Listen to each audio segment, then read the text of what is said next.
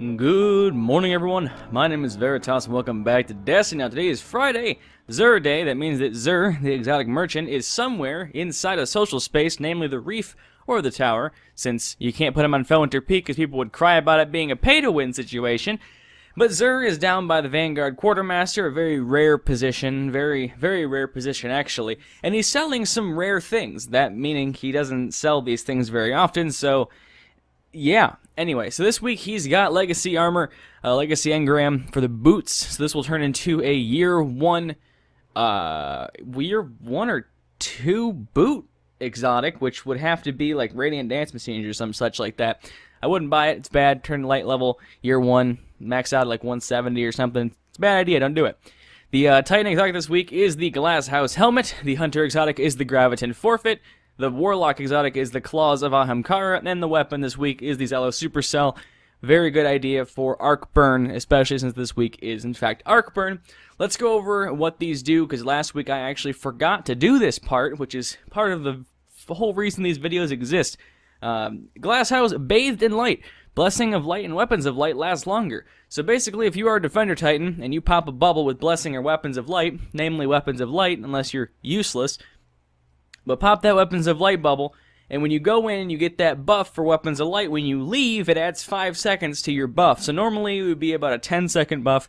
With this exotic equipped, you and anyone that gets the buff from your bubble will have 15 seconds of happy, wonderful WOL magic in their capabilities. And then it has, the regular helmet nonsense. But this is the big thing. It just adds 5 seconds onto the buff, so you get 15 seconds outside the bubble.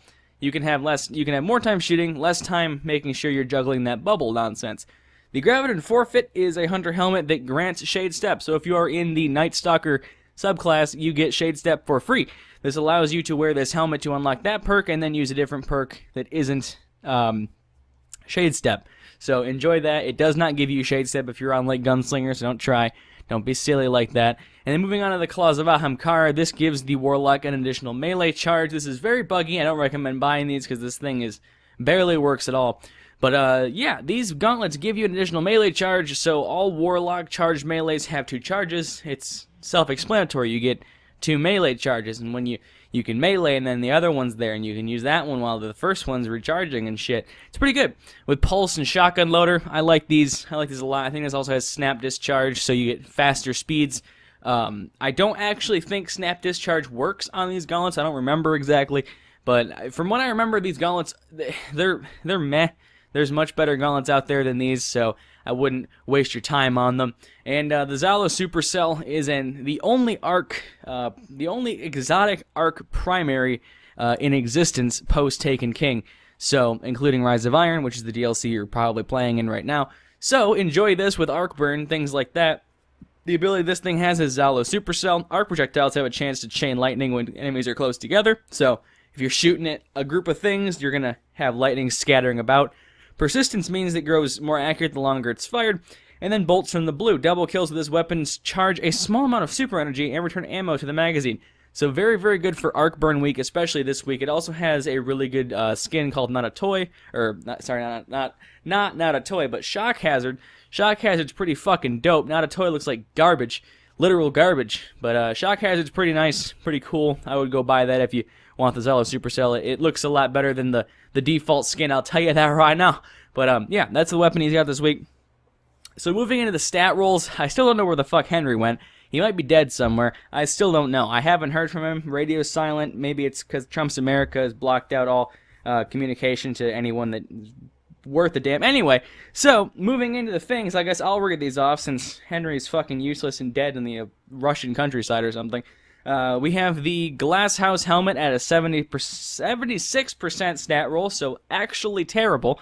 Almost as bad as it could be. I think 75 is the lowest stat roll you can possibly get, and that one's clocking in at 76.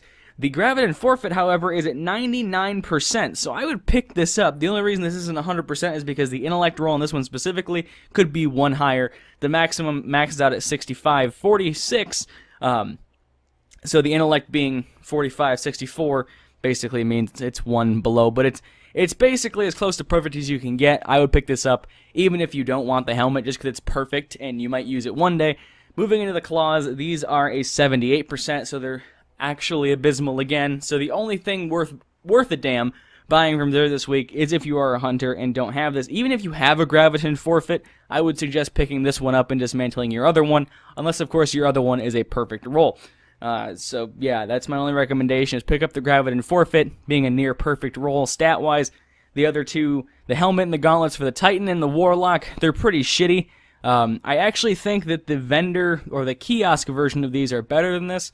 So if you really want a Glass House or really want a Claws of Ahamkara and haven't gotten them to drop yet, go ahead and buy it here and then just turn around and buy it from the kiosk over there. You should be able to print it out once you've owned it, now that Xur is selling it, things like that. And I think those versions are actually better. Don't quote me on that, but I think they might be. Moving down to the curios this week, we have the Plasma Drive unquoted and the Emerald Coil quote unquote, because consistency is the #1 concern here at Bungie. So yeah, Plasma Drive and the Emerald Coil are vehicle upgrade things. These can be used to upgrade rare quality sparrows. The sparrows you can buy from the Vanguard Quartermaster and the Crucible Quartermaster, those are those rare quality sparrows. Fun stuff like that. You can buy those and then shove these vehicle upgrades into them and get a blue or green trail, and that turns them into legendary sparrows. It's fun. Collections. Yay. So you can get a blue or green trail on that sparrow if you want it, if you want to do that. Expensive as fuck. Have the Amazon Assist this week. You have 1 coin for 3 or 3 coins for 10. I would do 3 coins for 10 if you're going to do this at all. It's just smarter. Just don't be stupid. Just do this. It's a better idea all around. I guarantee it. I guarantee it. But basically, these can be used while in combat to replenish your heavy ammo supply, or they can be used to trade into factions for faction reputation if you still need that. For whatever reason you need that. I believe 100 ammo synth go into 1 rank, unless you have the exotic class item, in which case it's like 85 to 90 or so, something like that. Moving over to 3 of coins, this is a stackable buff, which means use it 1 time, kill a thing, use another one. So, see, I have a buff here. Exotic Particles. This means I have 1 of those active. So let's say this is the first one I've used since getting an exotic to drop, right? So I have Exotic Particles. This means when I go kill an Ultra, which is basically a big yellow health bar named enemy for the most part, some things don't count, or a Crucible match completion, so I go and play a Crucible game and it finishes out, that will burn the Exotic Particles. Let's say the first one you use is a 5% chance. So you go kill an Ultra or you finish a Crucible match, it burns this buff, you don't get anything. Use another one. You go kill an Ultra or complete a Crucible match, you don't get anything, burn another one. Every time you use it, I basically like to tell people it's about a 5% increase. You know, like a 2 to 5% increase. So you could get one on the first try every single time if you're incredibly lucky. Or you could never get one. It happens that way. So basically treat it like that. It's a thing. It happens. It's fun. It's a grand old time. So, yeah. Woo! Glass Needles, these things are expensive as hell, and they can be used to reroll exotic armors. So, mentioning these actually this week, if you really want the Glass House or the Claws of Ahamkara, but you're like, Veritas said that they're a low stat roll. I don't know what the fuck that means, but if he's saying that they're bad, I'm gonna listen to him because he knows what the fuck he's talking about. You're right. You know that I know what I'm talking about, and I appreciate you knowing that I know what I'm talking about. So thank you for knowing that I know what I'm talking about. You good on you. Pat on the I can't fucking pat on the fucking back or whatever.